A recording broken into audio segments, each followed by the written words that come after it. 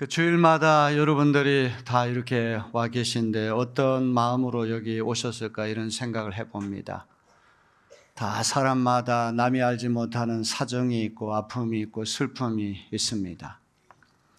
오늘 여기 이렇게 버젓이 앉아있긴 하지만 부부싸움을 한 분도 계실 테고 자식이 속을 썩여가지고 마음이 괴로운 분도 계실 터이고 또 돈 문제, 경제 문제도 참 심각하지 않습니까?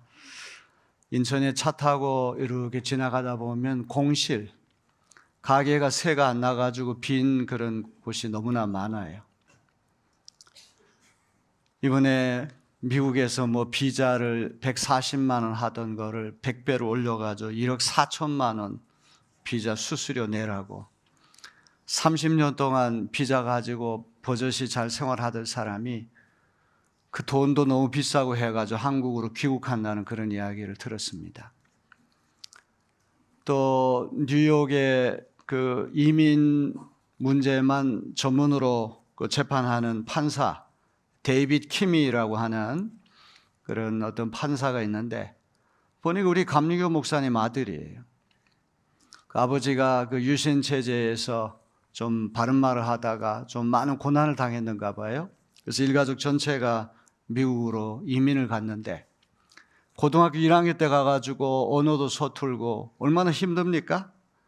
그래서 자기가 미국에서 성공할 길은 공부밖에 없다. 치열하게 공부해가지고 법대 들어가서 이제 판사, 우리나라 최초로 한국 사람 최초로 그런 이민 전문 판사가 됐는데 어느 날 갑자기 3줄짜리 이메일이 덜컥 왔는데 당신 해고됐으니까 짐 싸가지고 나가라. 이 사법부 장악이라고 하는 아주 심각한 문제거든요. 우리도 눈에 불을 켜고 삼권 분립이 이루어질 수 있도록 해야 됩니다. 입법, 행정, 사법 이 3권을 다 장악하겠다고 하는 것은 그건 아주 잘못된 거예요. 이미 입법하고 행정은 넘어갔는데 사법부마저도 자기 마음에 안 든다고 그래가 다 바꾸겠다? 그건 말이 안 되죠. 우리가 분명히 정신을 차려야 될 줄로 믿습니다. 그런데 그분이 그런 이민 문제, 불법 문제 이런 거 있어가지고 변호사 끼가지고 재판 들어오면 자기도 이민자 가정의 아들로 이렇게 태어나고 자랐기 때문에 거의 다 이렇게 들어줬다, 인용을 했다는 거예요. 인용이라는 게 인정해서 이제 받는다는 그런 말 아닙니까? 그랬더니 그거를 재판을 안 되게 해야 되는데 되게 하던 그런 비율이 너무 높으니까 뜬금없이 너 판사복 벗고 빨리 짐 싸가지고 나가라. 야, 우리가 아는 미국이 이런 나라인가? 우리가 알지 못하는 사이에 미국, 중국, 일본, 러시아 할 것 없이 전 세계 역사가 뒤로 퇴보하는 그런 모습을 우리가 보게 됩니다. 에리 프롬이라고 하는 사람이 자유로부터의 도피라고 하는 책을 1941년에 썼거든요.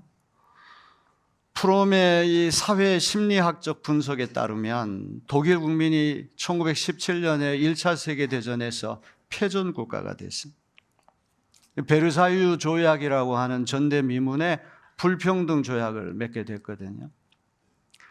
죽었다 깨어나도 다시 갚을 수 없는 전쟁 배상금 문제. 그리고 그때 영토의 10%를 잃어버렸어요. 북쪽은 폴란드한테 뺏기고 남쪽은 불란서한테 뺏기고.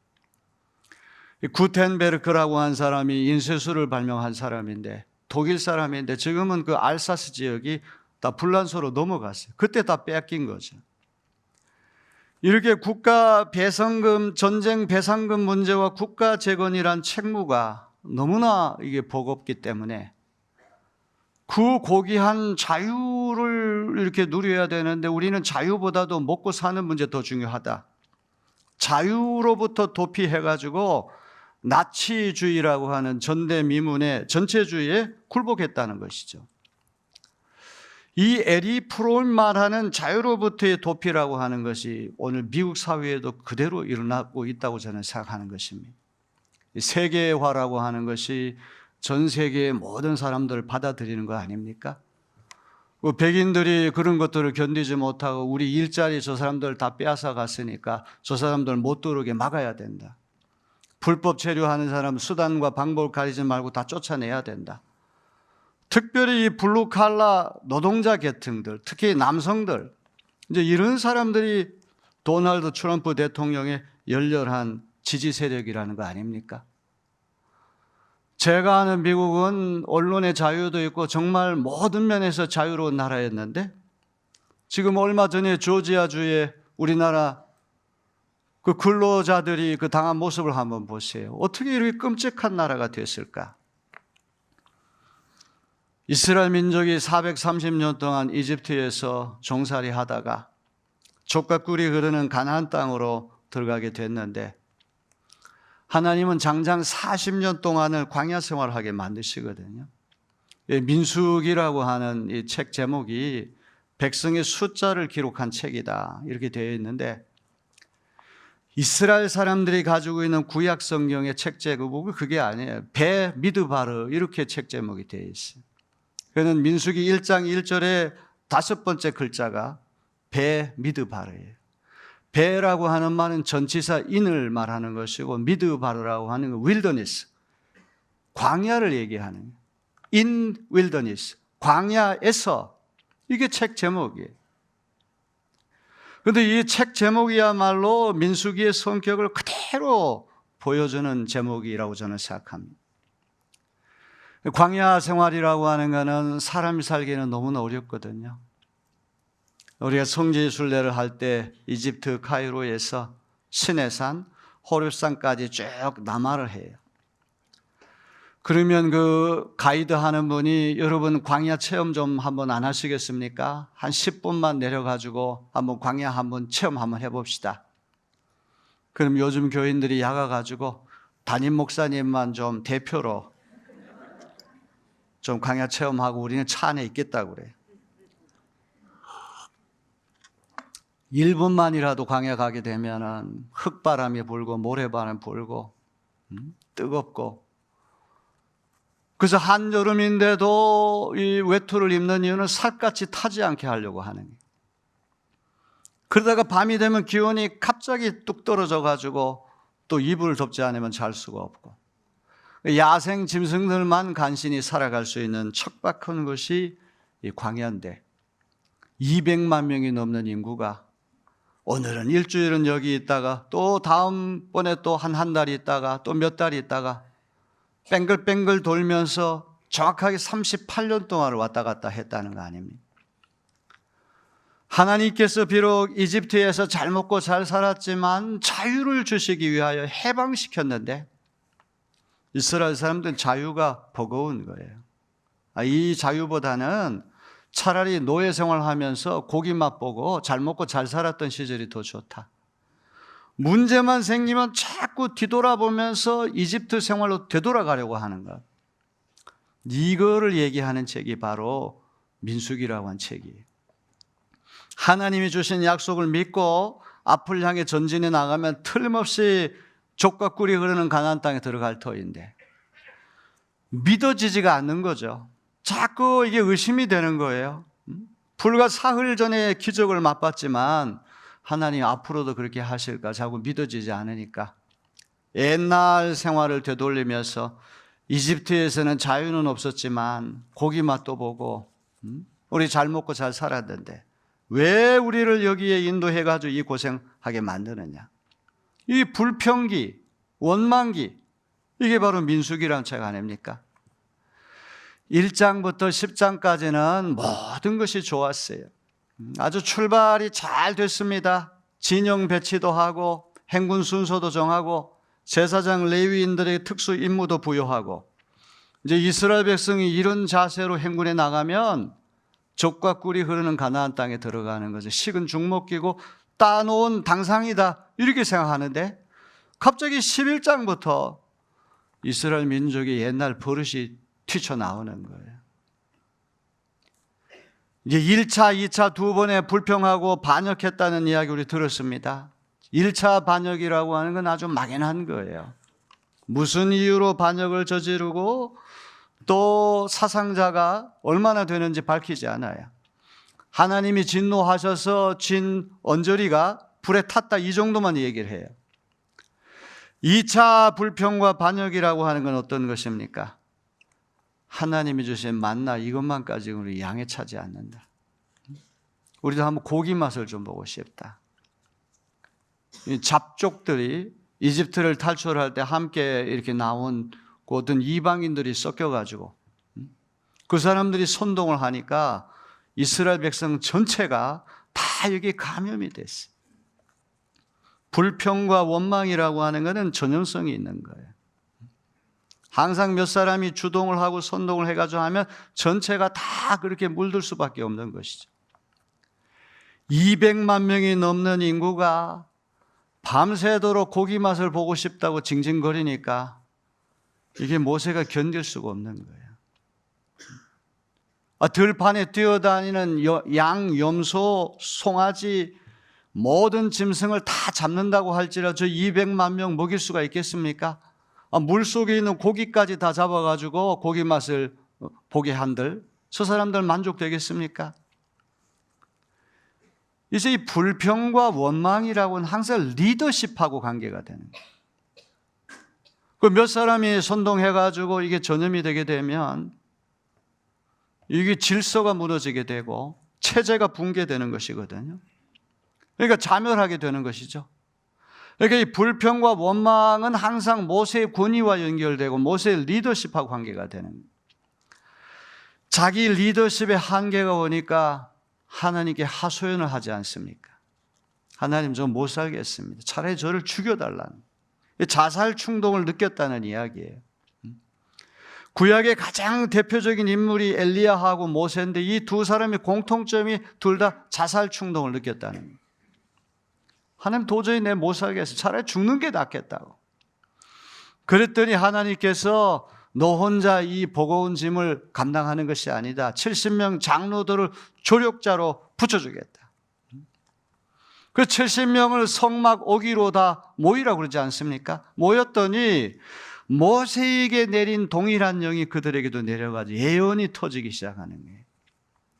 예언이라고 하는 말은 점쟁이가 미래에 일어날 일을 미리 말하는 그런 식이 아니에요. 구약 성경의 예언이라고 하는 것은 굉장히 정치적인 것이죠. 하나님이 주신 것에 대해서 더하고 빼야지 말고 순전하게 말씀 전해야 되니까 임금님 앞에 가서 그대로 하다가 다 목숨 잃는 경우 많잖아요. 오늘날 무속인들 그런 사람도 있습니까? 여기 왕자 새기면 임금 된다고, 대통령 된다고 이런 거나 가르치고, 용산에다가 기둥을 5개를 박아가지고 뭘 하고, 이게 말이 안 되는 거예요. 아이고, 또 정치 얘기하니까 또 싫어하는 사람입니다. 저는 좌파도 아니고 우파도 아니고 예수파예요. 좌로나 우로나 치우치지 말고 딱 중심이 견고해서 분별력이 있고 지혜가 있고 판단을 잘해야 돼요. 자, 그 다음에 이제 하나님이 이렇게 고기 맛을 보고 싶다 그러니까 메추라기 떼를 이렇게 내려주시는데 24km가 되는 엄청난 거리에 메추라기 떼가 쌓이는데 90cm가 쌓인 거예요. 그러면 그걸 천천히 먹어도 되는데 이게 막 허겁지겁 먹고 내일 또 고기 안 나오면 안 되니까 집에다가 막 한 달치, 1년치 먹을 걸 막 갖다 놓고는 막 널어놓는, 건조시켜서 먹겠다. 그랬더니 하나님이 징계하셔가지고 어떻게 됐어요? 고기가 이빨 속에 들어가 씹히기도 전에, 이 식도 타고 여기 위장으로 내려가기도 전에 죽었다는 거 아닙니까? 왜 죽었을까? 식중독 걸렸다. 바깥에다가 그 일기 불순한 데다가 널어놓은 거, 그 식중독 걸릴 가능성이 있죠. 아니면 너무 급하게 먹다 보니 식도가 막혀가지고 질식사했을 것이다. 자, 지난주에 살펴봤던 이 1차, 2차 불평과 반역 사건이라고 하는 것은 고족적인 반역이에요. 이스라엘 백성 전체가 들고 일어난 건데 오늘 12장은 가족의 반역이 일어난 거예요. 누구보다도 모세를 감싸주고 누구보다도 모세를 이해하고 누구보다도 모세를 도와줘야 할 친누나 친형이 이 반역을 일으켰다는 말씀이 오늘 나와 있습니다. 참 놀라운 것은 이 불평, 불만이라고 하는 게, 이 반역이라고 하는 것이 이스라엘 민족의 문제만이 아니라 이게 트라이앵글이죠. 이 출애굽의 영웅 3인방이 미리암, 아론, 모세 이 3남매인데 제일 큰 누나 밑에 남동생 아론하고 모세가 있는데 이 누나하고 아론이 반역을 일으켰을 뿐만 아니라 나중에 가면 무리바라고 하는 곳에 물이 없어가지고 난리를 치니까 모세가 너무 낙심이 됐어요. 이게 누나도 죽고 이런 어떤 형편없는 이런 가운데 백성들 저렇게 철없이 구니까 너무 낙심됐는데 하나님 반석을 딱 한 번만 치려는데 화딱 재니까 2번을 쳤다는 말이에요. 그래서 모세도 반역을 해가지고 가나안 땅에 들지 못한다는 얘기예요. 이 불평불만 반역이라고 하는 것이 하나도 예외 없이 1세대 사람들 다 해당되는 얘기예요. 여러분, 민수기라고 한 책이 베미드바르 광야에서라고 하는 책 제목이라고 하는데 오늘 우리가 바로 이 광야에서 사는 것 아닙니까? 얼마나 힘든 일이 많아요. 여기 와서 앉아있긴 하지만 이런 사연 저런 사연, 그 사람의 속사정까지 아는 분은 하나님 한 분밖에 없는 줄로 믿습니다. 목사님, 내 고생한 얘기 소설책 10권으로 써도 다 모자라요. 그런 말씀 하는 분 있잖아요. 옛날 엄마들 그런 말 많이 했어요. 그래서 내 소원이 그냥 지금이라도 그냥 편안하게 죽었으면 좋겠다, 이런 분들 참 많았어요. 지금 우리 시대라고 하는 것이 너무나 어둡고 힘든 시대예요. 다 광야에 있는 시대예요. 이런 시대에 어느 한 사람도 예외 없이 불평과 원망을 터뜨리고 모세에게 도전했다는 얘기는 모세를 세워주신 하나님께 도전했다는 이야기 아닙니까? 오늘 미리암과 아론이라고 하는 2 사람이 모세를 뒤흔들어 놓은 이야기가 어떤 내용인지 한번 우리가 알아봅시다. 12장 1절에 보면 이렇게 되어 있어요. 모세가 구스 여인을 데리고 왔는데 미리암과 아론은 모세가 그 구스 여인을 아내로 맞았다고 해서 모세를 비방하였다. 이제 12장 1절을 보게 되면 미리암하고 아론이 등장하고 모세가 등장하고 구스 여인 4사람이 등장하는 거예요. 자, 미리암이라고 하는 사람은 모세의 큰 누나예요. 미리암이 제일 맞이고 그다음 2번째가 아론이고 3번째가 모세인데 이 미리암은 어린 모세가 나일강에 빠져 죽을 뻔했는데 그 갈대 상자에 들어가서 떠내려가는 광경을 몰래 지켜서 망을 보다가 모세를 살려낸 은인이에요. 그리고 어머니 요게벳을 바로의 딸 이집트 공주에게 소개해가지고 어머니가 모세를 길러내는 유모가 됐어요. 그러니까 이 미리암이 어린 모세를 등에 업어가지고 키웠겠죠. 엄마 같은 존재가 미리암이에요. 그때 그 미리암이 주동을 해가지고 모세에게 반역을 저질렀다는 이야기가 오늘 나오는 거예요. 참 사람 일이라는 건 알 수 없잖아요. 미리암이 모세를 건졌는데 이번에는 모세가 하나님께 중보 기도해가지고 누나를 건졌다는 얘기 나와요. 은공을 갚은 셈이.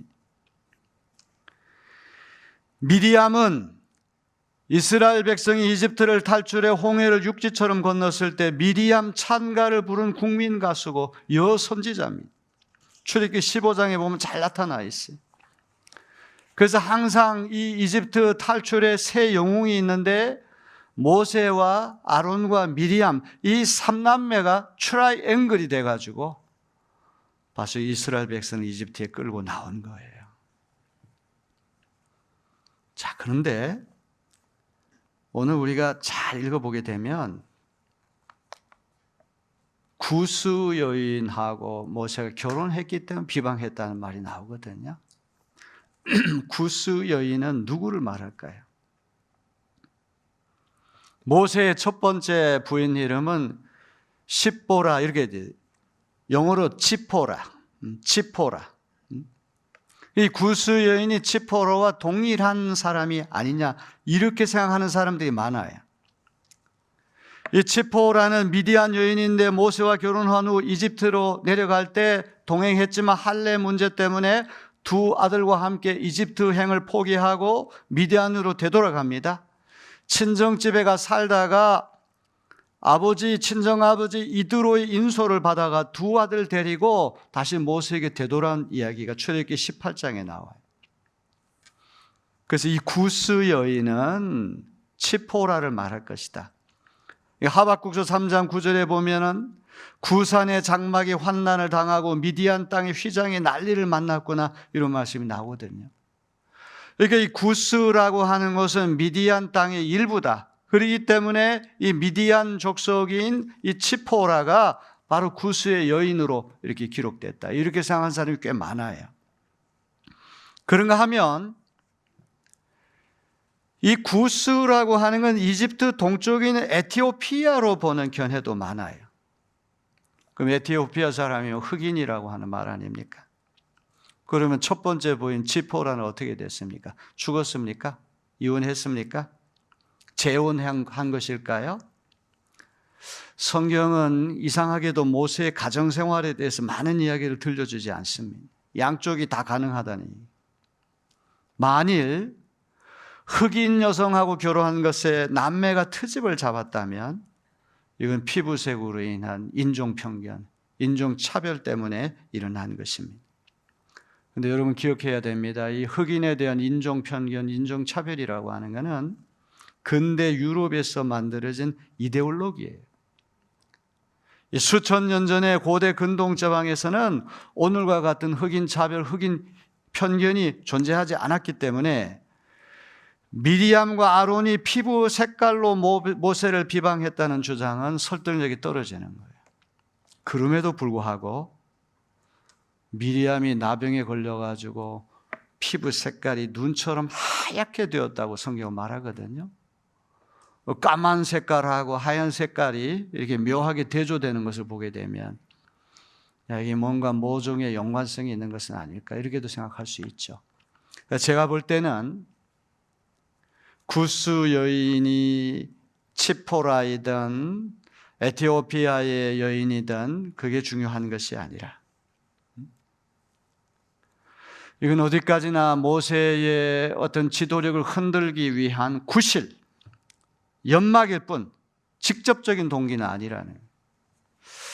저 결혼하기 전에는 우리가 그래도 누나하고 형이기 때문에 우리말 잘 들었는데 저기 이제 마누라 얻은 다음에는 마누라가 영향력을 또 많이 미칠 거 아니야? 뭐 그것 때문에 시샘을 할 수도 있는 거고, 아니면 아주 단순하게 이스라엘 12지파의 후손이 아니라 이방인과 결혼했기 때문에 비방할 수도 있는 것이죠. 자, 그런데 이제 이런 이유가 중요한 것은 아니라는 게 2절에 드러나는 거예요.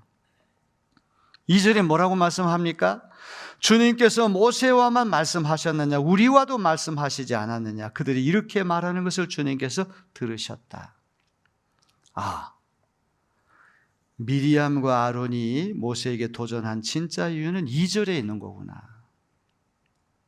근데 주동자가 미리암이고 아론은 추종자라고 하는 걸 우리가 알아야 돼요. 왜 그렇습니까? 세 가지 이유가 있는데 미리암하고 아론을 얘기할 때 미리암의 이름이 아론보다 앞에 나와요.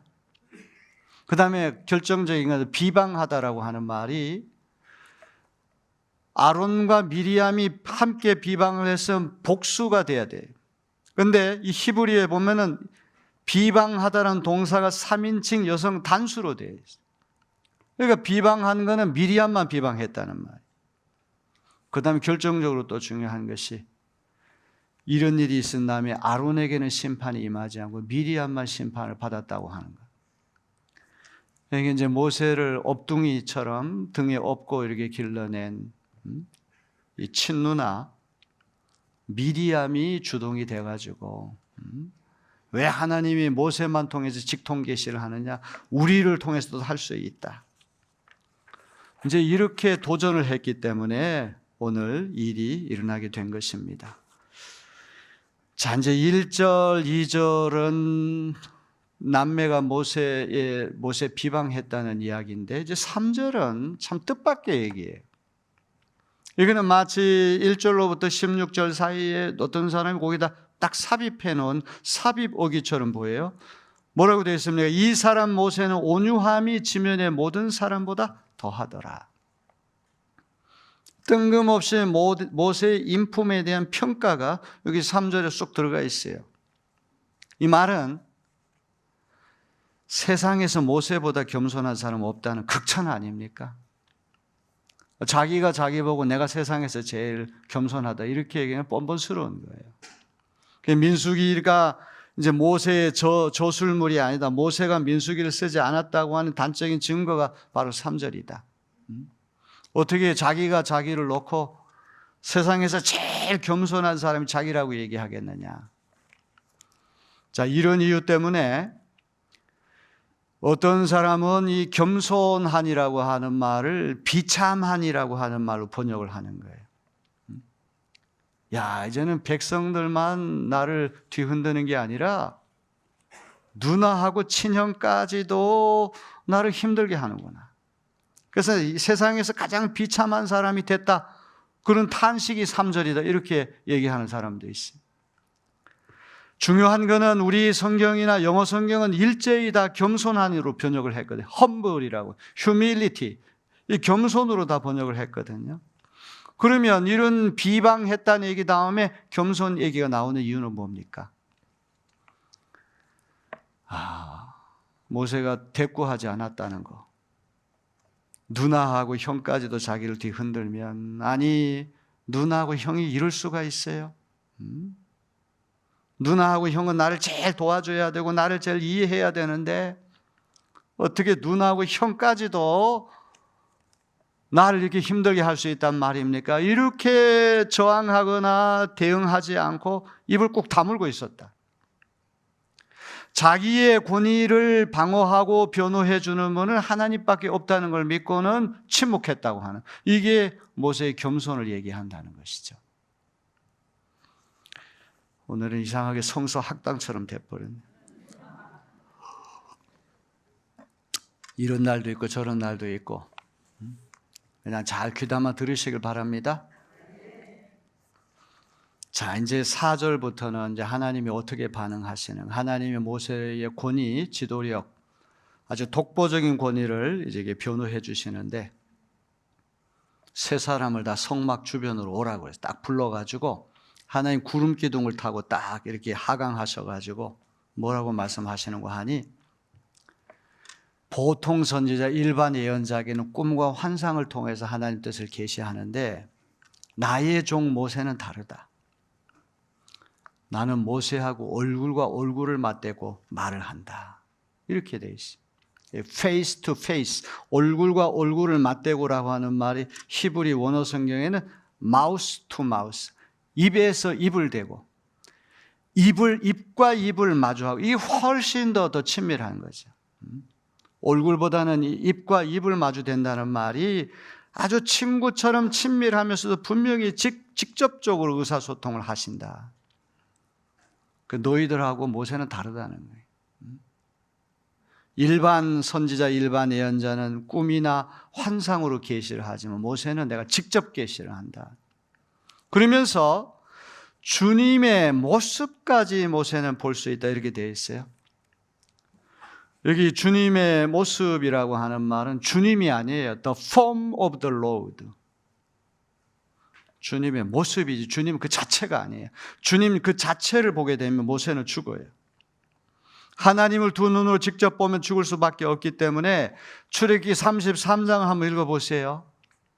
모세와 하나님이 대화를 나눌 때 하나님을 직접 두 눈으로 죽을 수 있기 때문에 바위 틈에 몰래 들어가가지고 하나님이 지나가실 때까지 하나님의 손바닥으로 모세를 가려주셨는데, 하나님이 손을 거두신 후에 모세가 하나님 보기는 봤는데 하나님 얼굴은 보지 못, 정면으로 보지 못하고 하나님의 뒷자락, 등만 바라보았다는 말씀이 나와요. 33절, 출애굽기 33절.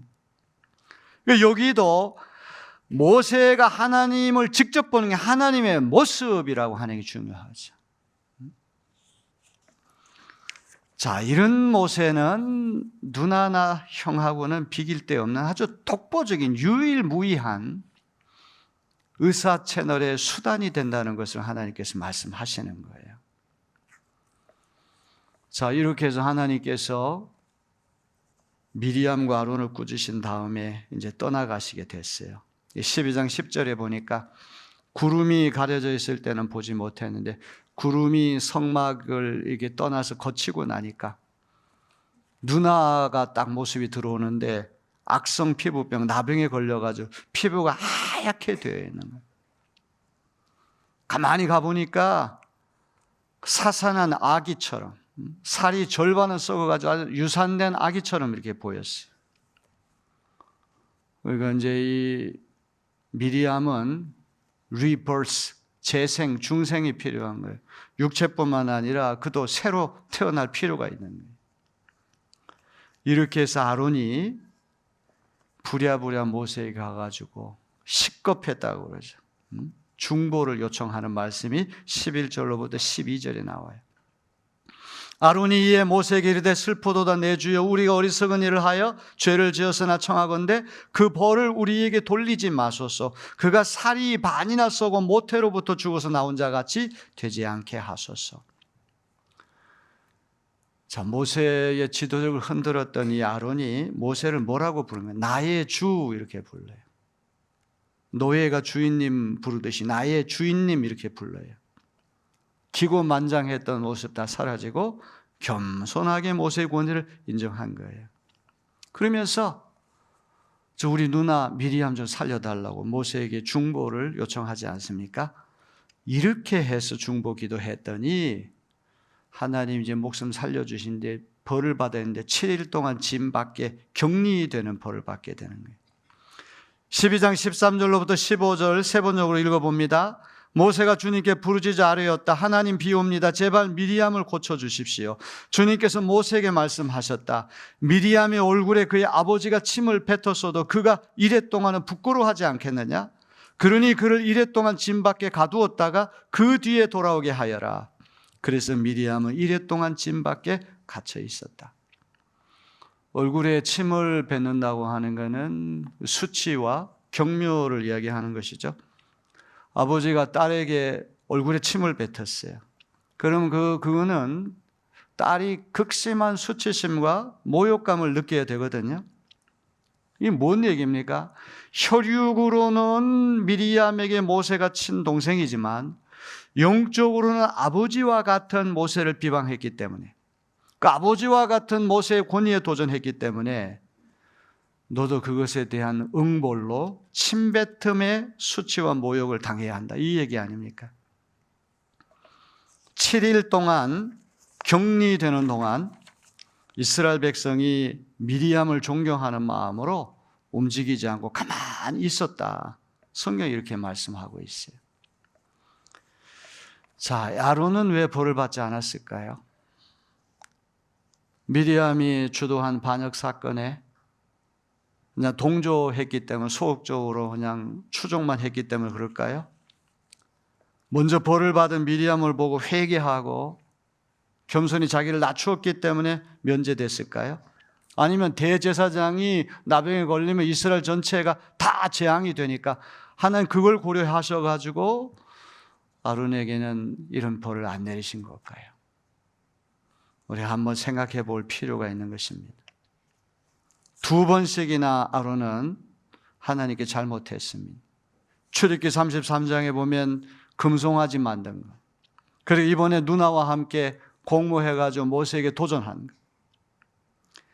금송아지 사건 때는 아론이 잘못을 인정하지 않았어요. 적당히 얼버무렸어요. 하나님 그에게 심판도 안 주셨어요. 이번에도 하나님 심판 안 주시는데 그 대신에 자기의 잘못을 정직하게 인정하고 회개하고 중보 요청하는 모습, 이거는 1차 때와는 사뭇 다른 모습이에요. 자, 오늘 결론을 맺겠습니다. 7일 동안 미리암을 존경하는 마음으로 행군하지 않고 가만히 있었다는 이야기는 이 7일이라고 하는 시간이 자숙의 시간이다.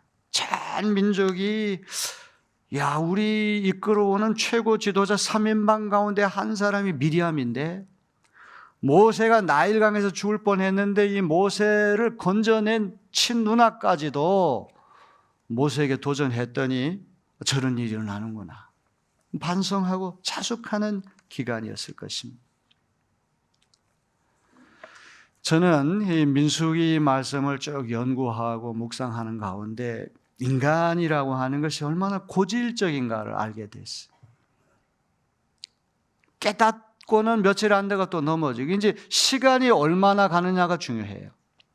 어떤 사람은 한 달, 두 달, 세 달, 1년까지도 갈 수 있지만 어떤 사람은 작심삼일도 있어요.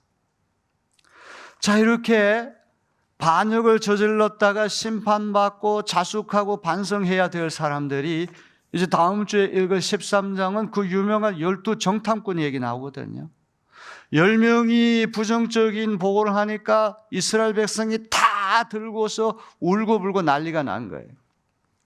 여호수아 갈렙만이 긍정적인 보고를 하고 10명이 다 부정적인 보고를 하니까 숫자만도 해도 10대 2 아닙니까? 그쪽 숫자만 믿고는 하나님이 주신 약속의 땅을 보지 못하고, 야, 이제 우리는 다 죽게 생겼구나. 원망하고 투덜거리고 불평하는 것, 이게 아주 고질적인 우리의 모습이라는 것이죠. 여기 예배 시간에는 다 쥐죽은 듯이 가만히 있다가 밖에 나가면서 다 또 뭐 한마디, 끝이 없어요. 자, 이 원망하고 투덜거리고 불평하고 안 믿고 의심하고, 이게 우리의 모습이란 말이에요. 그러면 여기 있는 우리 내리교인들 전체가 젖과 꿀이 흐르는 약속의 땅에다 진입해야 되는 거 아닙니까? 출애굽도 중요하지만 입 가나안도 중요한 거예요. 우리는 광야에서 뒤돌아가지 말고 우리 앞에 보이는 표대를 향해 전진해 나가야 된다는 말이죠. 여기 있는 우리 교우 여러분들 가운데 한 분도 빠짐없이 다 젖과 꿀이 흐르는 약속의 땅에 들어갈 수 있게 되기를 주님의 이름으로 축원합니다. 그러려면 어떻게 해야 됩니까? 나를 믿으면 안 돼. 내 주먹을 믿으라고 그러는데 그거 절대 믿으면 안 돼요. 주먹 믿었다가는 경찰서 가. 하나님을 믿어야 돼. 하나님의 은혜가 있어야 돼. 제가 이제 좀 뭐 낙심된 일도 있고, 저도 뭐 인간이니까 힘든 일도 있고, 좀 우울해지고, 그래가지고 오늘 이제 아침에 교회 오는데 아파트에서부터 내려오는데 계단이 있는데 계단을 이렇게 한 발짝 한 번 갑자기 어떤 생각이 드는 거 하니, 야, 너 바울 한번 생각해 봤어? 바울은 장가도 안 가고 가정도 없고 이곳저곳 계속 떠돌아다니면서 고생만 진탕하고 감옥에도 갇히고 매도 맞고. 아니, 바울만 그랬어? 12사도 다 마찬가지야. 다 인간적으로 말하면 엄청 고생하고 다 순교당했어. 아니, 예수님도 마찬가지야. 이 땅에 오셔가지고 예수님 즐거운 시절이 어디 있어요? 항상 예수님 고난받는 시간 전부 아닙니까? 그런데도 바울이나 12사도는 용감하게 담대하게 기쁘게 자기의 길을 걷지 않았느냐? 너가 그런 사도들에 비하면 너는 얼마나 행복한 사람이냐? 딱 그게 벼락처럼 내 귀에 딱 귀전을 때리는데, 야, 맞다. 아멘? 하나님 여러분을 사랑하셔서 여기 오신 줄로 믿습니다. 사람이니까 원망할 수 있죠. 투덜거릴 수 있죠. 불평할 수 있죠. 그런데 또 깨닫고 또 다시 주님께 돌아와서 뒤돌아보지 말고 앞을 향해 힘차게 범우도 당당하게 행진해 나가는 우리 내리교인들 되시기를 주님의 이름으로 축원합니다.